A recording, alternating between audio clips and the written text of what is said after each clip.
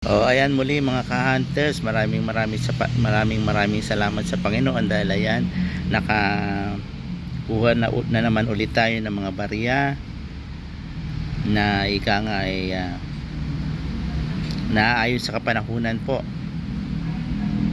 Yan, sa tulong at gabay ng Panginoon, yan nakakuha tayo. Ito po ay coins na ibinayad lang sa akin sa aking paghahanap buhay. Ayan, okay. So, okay, silipin po natin ano nga ba ang coins na to. Yan, kung mapapansin nyo po, ang kulay niya ngayon itong kulay niyan, masyadong light na po light. Hindi na po siya dark bronze o dark copper. Masyado na siyang light. Hindi natin alam kung ano ba, bakit ba, tinipid ba ito. Hindi kagaya ng mga nakaraan, parang gold na ang kulay. Parang light chocolate ang kulay, kaya pag pinagsama-sama mo siya parang tsokolate. Ayan, okay, silipin nga po natin. Focus ko lang mga hunters, focus lang natin. Yan, ayan, silipin na po. Ayan. Ito po ay may taong 2025.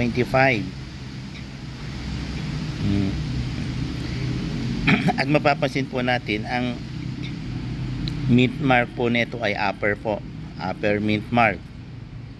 So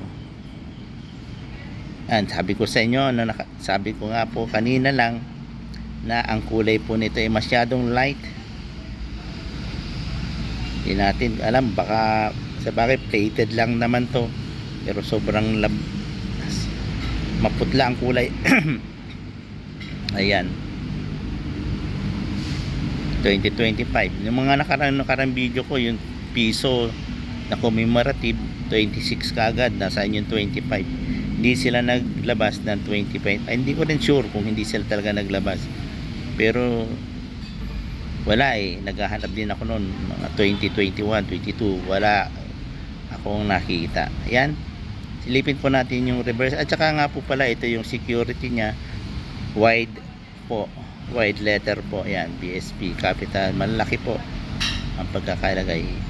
Ayan, ito po ay tawag dito, regular lang po to, standard coins, talagang pang bili siya, pang gastos.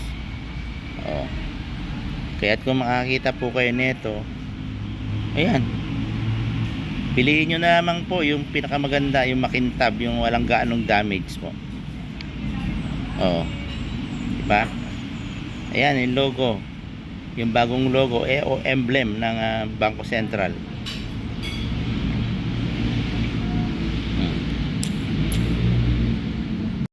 Natupi ang logo talaga nitong aking. Ayan, ito po, dalawa po yung aking dalawa po yung naibayad sa akin. Ayan po, 2025. Ayan, at saka yung puro daliri ko na lang yung nakita. Ayan, wide letter po yung security 2025. Parehas po silang upper mint mark. So ang aking pan po ngayon, ang aking hahantingin po ngayon ay yung meron nga pa pang lower mint mark po, yung nasa baba po siya.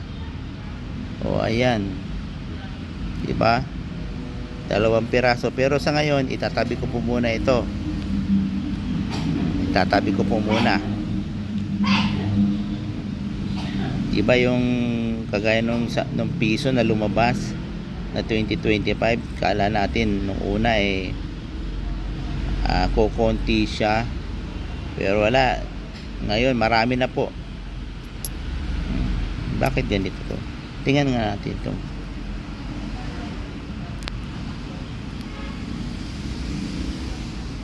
Ayan, kita nyo matagal na medyo matagal na to sa sirkulasyon. May damage na. Yan ang mga gas-gas.